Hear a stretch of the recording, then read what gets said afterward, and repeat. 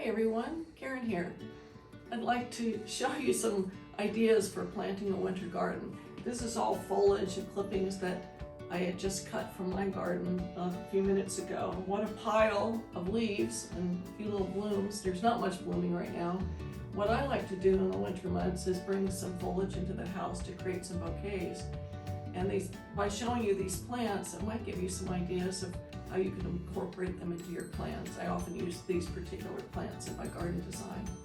So hold on for just a moment while I get a little organized and I can show you how I create some bouquets.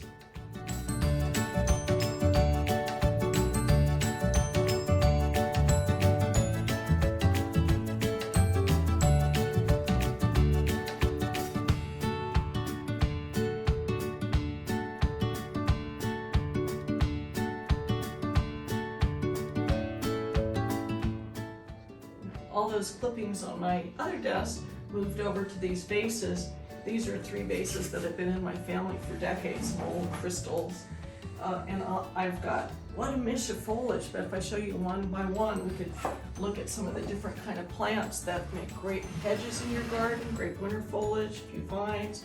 So the red berries of the Nandina, heavenly bamboo, and this time of year you're probably seeing lemons on your trees. That's a great plant to bring in. This is the Carolina laurel. It's mostly a foliage plant that gets very tall and great for you to use as a hedge. And what else do I have in here? This is a toyon that's just finished with its winter berry. It's known as Christmas berry, so it just completed that look with the little ruffly leaves on it. Oh, and then the Hardenbergia, the happy wanderer vine, is just starting to bloom. It will explode with purple blooms. I call it the Valentine's vine. That's the time of year it's usually blooming.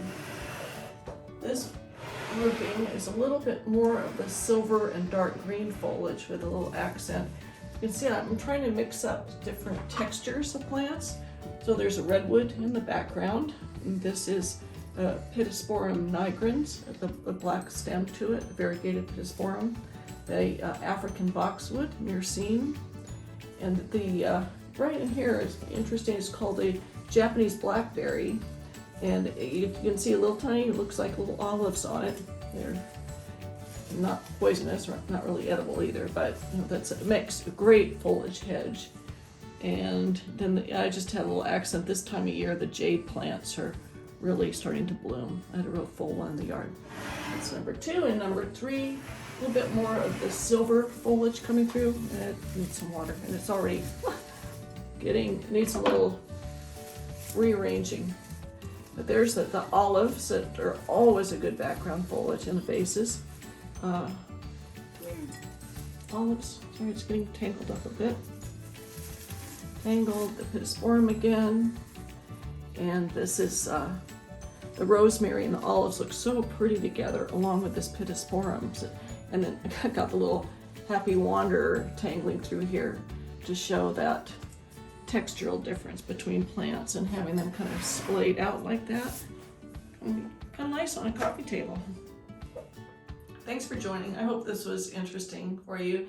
In my next little episode, I'm going to take you to one of my favorite nurseries where I buy many of these plants from, and we'll give you an idea of what's available in the nursery for the winter.